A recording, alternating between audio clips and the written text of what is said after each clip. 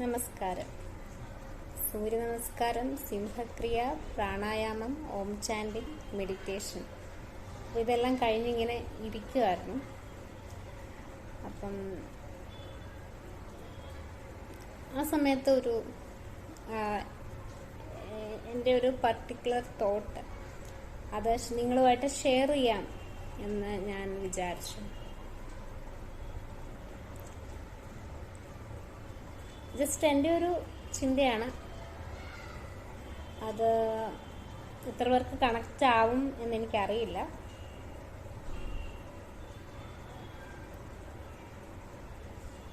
നമ്മൾ പാട്ട് പാടുന്നവരാണെങ്കിൽ നമ്മൾ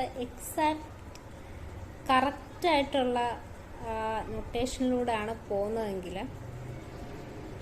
നമുക്ക് ശരിക്കും എന്താണ് ഫീൽ ചെയ്യുന്നത്? ഇപ്പം എന്നെ പഠിപ്പിച്ച എൻ്റെ ഗുരുനാഥൻ പറഞ്ഞിട്ടുണ്ട്, എപ്പോഴും ഞാൻ ചോദിച്ചു തെറ്റിപ്പോകുമ്പോൾ ഞാൻ എങ്ങനെയാണ് മനസ്സിലാക്കുന്നത്. അപ്പം അദ്ദേഹം എന്നോട് പറഞ്ഞത് കറക്റ്റ് ആ എക്സാക്ട് നൊട്ടേഷൻ എക്സാക്ട് സ്വരമാണ് നമ്മൾ ഹിറ്റ് ചെയ്യുന്നെങ്കിൽ നമുക്കത് മനസ്സിലാവും. ഫീൽ അത് തരുന്ന ആ സ്വരം തരുന്ന ഒരു ഫീല് നമുക്ക് കിട്ടും. ആ ഒരു ഇമോഷൻ നമുക്ക് കണക്റ്റ് ആവാൻ നമുക്കത് കിട്ടും. അപ്പോഴാണ് നമുക്കത് മനസ്സിലാക്കാം അത് കറക്റ്റാണെന്നുള്ളത് എന്ന് എൻ്റെ ഗുരുനാഥൻ പറഞ്ഞു തന്നു. അപ്പോൾ പലപ്പോഴും പ്രാക്ടീസുകളുടെ ഇടയ്ക്കാണെങ്കിലും എന്താ പറയുക, ഒന്നും തെറ്റാതെ എല്ലാം പെർഫെക്റ്റായിട്ട് പാടുന്നൊരവസ്ഥയൊക്കെ എന്നാണ് നമുക്ക് അറ്റൈൻ ചെയ്യാൻ പറ്റുന്നതെന്ന് എനിക്കറിയില്ല. പക്ഷെ എന്നാലും നമ്മൾ കുറച്ചെങ്കിലും ഒക്കെ തെറ്റാതെ പാടുമ്പോൾ ആ ഒരു അലൈൻമെന്റ് ഇല്ലേ, ആ ഒരു അലൈൻമെന്റിന്റെ സമയത്ത്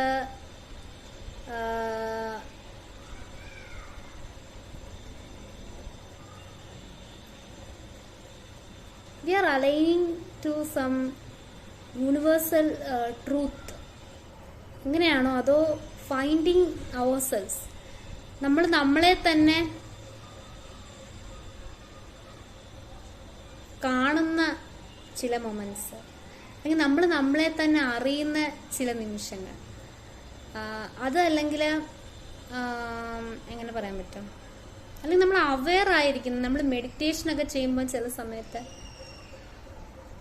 ആ ഒരു ഡീപ്പസ്റ്റ് ഒരു അവെയർ ആയിരിക്കുന്ന ഒരു അവസ്ഥയുണ്ടല്ലോ. ആ ഒരു അവെയർനെസ്, ആ ഒരു തിരിച്ചറിവ്, ആ ഒരു ഇൻസൈറ്റ്, ഇങ്ങനെയുള്ള കുറച്ച് കാര്യങ്ങളൊക്കെ ഉണ്ട്.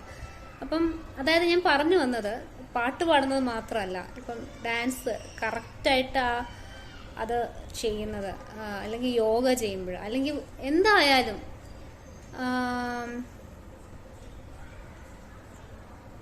ഒരു സെൽഫ് അവെയർനെസ് തരുന്ന കാര്യങ്ങൾ, അത് എന്തായാലും ആയിക്കോട്ടെ. എനിക്ക് പറയാൻ പറ്റുന്നത് ആർട്ടിനെ സംബന്ധിച്ച് മാത്രമാണ് കൂടുതലും എനിക്ക് റിലേറ്റ് ചെയ്ത് പറയാൻ പറ്റുന്നത്. അപ്പം സ്കൾപ്ചർ ചെയ്യുന്ന ആൾക്കാർ, അല്ലെങ്കിൽ പെയിന്റ് ചെയ്യുന്ന ആൾക്കാർ, അല്ലെങ്കിൽ ഡാൻസ് ചെയ്യുന്നത്, ആർട്ട് ഫോംസിനെ കുറിച്ച് എനിക്ക് കുറച്ചുകൂടെ പറയാൻ പറ്റും. അപ്പം അതിൻ്റെയൊക്കെ ഒരു പെർഫെക്ഷനിലോട്ട് നമ്മൾ അടുക്കുമ്പോഴത്തേനും നമ്മൾ ചെന്നെത്തുന്ന ഒരു പർട്ടിക്കുലർ ഒരു പോയിന്റ് ഉണ്ട്, ആ നിമിഷങ്ങളുണ്ട്. അപ്പോൾ അത് നമുക്ക് തരുന്ന ഒരു പ്ലഷറുണ്ട്. നമ്മൾ എന്തിലേക്കോ നമ്മൾ എത്തുകയാണ്, അല്ലെങ്കിൽ നമ്മൾ നമ്മളെ അറിയുകയാണ് എന്നാണ് എനിക്ക് തോന്നിയിട്ടുള്ളത്. എൻ്റെ കുറച്ച് ചിന്തകളാണ് ഞാൻ പറയുന്നത്, അത് എത്രത്തോളം ശരിയാണെന്നറിയില്ല. അപ്പോൾ ആർട്ടിസ്റ്റുകളുണ്ടെങ്കിൽ നിങ്ങൾക്കത് മനസ്സിലാവും. ആ ഒരു അൾട്ടിമേറ്റ് പ്ലഷർ ഉണ്ട്. നമ്മൾ കറക്റ്റായിട്ട് ആ കാര്യങ്ങൾ ഇങ്ങനെ പോകുമ്പോൾ നമുക്ക് കിട്ടുന്ന അത് ഞാൻ മനസ്സിലാക്കുന്ന ആ ഒരു സെൽഫ് അവെയർനെസ് ചെയ്യുന്ന മൊമെന്റ്സ്, അല്ലെങ്കിൽ നമ്മളെ അറിയുന്ന നിമിഷം, അല്ലെങ്കിൽ aligning to that universal truth, അങ്ങനെയൊക്കെയാണ് ഞാൻ മനസ്സിലാക്കുന്നത്. സോ ആ ഒരു മൊമെന്റ്സ് തരുന്ന ഒരു പ്ലഷറിന് വേണ്ടിയിട്ട് നമ്മൾ ആഗ്രഹിക്കുന്നുണ്ട്. എനിക്ക് ആർട്ടിസ്റ്റുകൾ മാത്രമേ ഞാൻ ഇപ്പം പറയുന്നുള്ളൂ, ബാക്കി എനിക്കറിയില്ല ഏതൊക്കെ ആൾക്കാർക്ക് ഇത് റിലേറ്റ് ചെയ്യാൻ പറ്റുമെന്ന്. അപ്പൊ അങ്ങനെയുള്ളത് എനിക്ക് തോന്നുന്നില്ല അത് എപ്പോഴും ഇങ്ങനെ സംഭവിക്കുന്ന ഒരു പ്രക്രിയ ആണെന്ന്. എനിക്ക് എൻ്റെ കാര്യം പറയാണ്. വളരെ വളരെ കുറച്ച് സമയത്ത് മാത്രം എപ്പോഴൊക്കെയോ സംഭവിച്ചു പോകുന്ന ഒരു അവസ്ഥയാണ്. ദാറ്റ് കൈൻഡ് ഓഫ് ഒരു സെൽഫ് അവെയർനെസ് അല്ലെങ്കിൽ ഫൈൻഡിങ്, നമ്മളെ തന്നെ കണ്ടുപിടിക്കുന്ന ചില മൊമെന്റ്സ് എന്ന് പറയുന്നത്. നമ്മൾ ഇപ്പം പെർഫോം ചെയ്യുന്നവരായിക്കോട്ടെ, അല്ലെങ്കിൽ മ്യൂസിക് അല്ലെങ്കിൽ ഏത് ആർട്ട് ഫോം ആണെങ്കിലും ചെയ്യുന്നവർ ശരിക്കും ഒരു മോണിറ്ററി ബെനിഫിറ്റ് അല്ലെങ്കിൽ ഒരു മറ്റുള്ളവരെ കേൾപ്പിക്കുക എന്നതിലും ഒക്കെ ഉപരി നമ്മൾ സത്യം പറഞ്ഞാൽ ഈ ഒരു പർപ്പസിന് വേണ്ടിയിട്ട് നമ്മൾ നല്ല രീതിയിൽ നമ്മൾ അതിനൊരു അത് ഫുൾഫിൽ ചെയ്യാനായിട്ട് നമ്മൾ ശ്രമിക്കുന്നുണ്ട്. അത് സത്യമല്ലേ ഞാൻ പറയുന്നത്? ഞാൻ പറയുന്നത് സത്യമല്ലേ?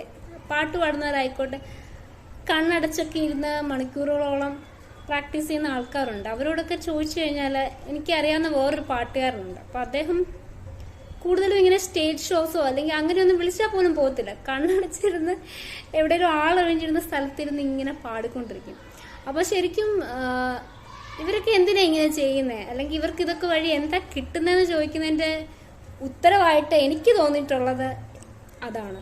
ദാറ്റ് നമ്മൾ aligning with that some kind of energy, അല്ലെങ്കിൽ ഫൈൻഡിങ് അവർ സെൽസ്, അല്ലെങ്കിൽ ആ ഒരു സെൽഫ് അവെയർനെസ്സിൻ്റെ മൊമെന്റ്സ്, അങ്ങനെ കിട്ടുന്ന ആ ഒരു പ്ലഷറാണ് അതിലേക്ക് നമ്മൾ നയിക്കുന്നത്. സോ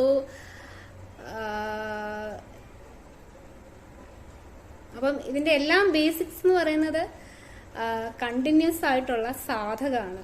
അപ്പം സാധകം എത്രമാത്രം ആണ് ഇമ്പോർട്ടൻ്റ് എന്നും കൂടി ഇവിടെ ഞാൻ പറഞ്ഞു വെക്കാൻ ആഗ്രഹിക്കുന്നു. ഈവൻ ഞാൻ പറഞ്ഞു ഇമ്പോർട്ടൻസ് ഓഫ് സാ എന്ന് പറഞ്ഞിട്ടൊരു വീഡിയോ ഞാൻ ഇട്ടു. ഈവൻ ജസ്റ്റ് ആ ഒരു സ്വരം, സാ മാത്രം തന്നെ സാധകം ചെയ്തു നോക്കാം നമുക്ക് കുറെ കാലം. ചിലപ്പോൾ ആ ഒരു അങ്ങനെ ചെയ്യുമ്പോൾ തന്നെ ചിലപ്പോൾ ഏതെങ്കിലും ഒരു മൊമെന്റിൽ നമ്മൾ ആ ഒരു പോയിന്റിൽ എത്തിയേക്കാം. എനിക്കറിയില്ല. ഞാൻ അങ്ങനെ ഒരു പെർട്ടിക്കുലർ സ്വരം ഒന്ന് പാടുമ്പോൾ ഞാൻ ഒരിക്കലും അങ്ങനെ ഒരു എക്സ്ട്രീം ലെവലിലേക്കൊന്നും എത്തിയിട്ടില്ല ഇതുവരെ. ചില കീർത്തനങ്ങളൊക്കെ പാടുമ്പോഴാണ് എനിക്കത് കിട്ടിയിട്ടുള്ളത്, ആ കൈൻഡ് ഓഫ് ഫീലിംഗ്. പിന്നെ ഓൾസോ മെഡിറ്റേഷൻ, ഓം ചാൻറ്റിങ് ചെയ്യുമ്പോൾ എനിക്ക് 1-2 പ്രാവശ്യം വന്ന് അങ്ങനെ ഒരു ഫീലിംഗ് കിട്ടിയിട്ടുണ്ട്. അപ്പം സാധകം, അതുകൊണ്ടാണ് യോഗ മെഡിറ്റേഷനൊക്കെ നമ്മൾ മുടങ്ങാതെ ചെയ്യണം. അല്ലെങ്കിൽ ഏത് തരത്തിലുള്ള സാധകമാണെങ്കിലും നമ്മൾ മുടങ്ങാതെ ചെയ്യണം എന്ന് പറയുന്നതിൻ്റെ ഒരു കാര്യം അതാവാം. യെസ്, എന്തൊക്കെയോ കാട് കയറി പറഞ്ഞിട്ടുണ്ട്. ഞാൻ പറയാൻ ഉദ്ദേശിച്ചത് വാക്കുകളാൽ പുറത്ത് കൺവേ ആയോ എന്നൊന്നും എനിക്കറിയില്ല. പക്ഷെ എന്നാൽ കൂടി നിങ്ങൾക്ക് എൻ്റെ ഒരു പറയാൻ ഉദ്ദേശിച്ച എസൻസ് കിട്ടിക്കാണും കുറച്ച് പേർക്കെങ്കിലും എന്ന് ഞാൻ വിചാരിക്കുന്നു. അറ്റ്ലീസ്റ്റ് ആർട്ടിസ്റ്റുകൾക്ക്, പാട്ട് പാടുന്നവർക്ക്, ഡാൻസ് കളിക്കുന്നവർക്ക്, അല്ലെങ്കിൽ പെയിന്റിങ്, അങ്ങനെ ആർട്ടിസ്റ്റുകൾക്കെങ്കിലും ഞാൻ പറയുന്നത് എന്താണെന്ന് മനസ്സിലാക്കാൻ സാധിച്ചു എന്നാണ് ഞാൻ വിചാരിക്കുന്നത്. സോ നിങ്ങളുടെയൊക്കെ എന്തിലും ആയിക്കോട്ടെ, യോഗ ആയിക്കോട്ടെ, ഏത് തരത്തിലുള്ള കാര്യമാണ് നിങ്ങൾ പ്രാക്ടീസ് ചെയ്യുന്നത്, അതിലുള്ള സാധകം മുടങ്ങാതെ നിങ്ങൾക്ക് നന്നായി ചെയ്യാൻ പറ്റട്ടെ എന്ന് ഞാൻ ഈ അവസരത്തിൽ ആശംസിക്കുകയാണ്. സോ അത്രേ ഉള്ളൂ ഈ വീഡിയോ.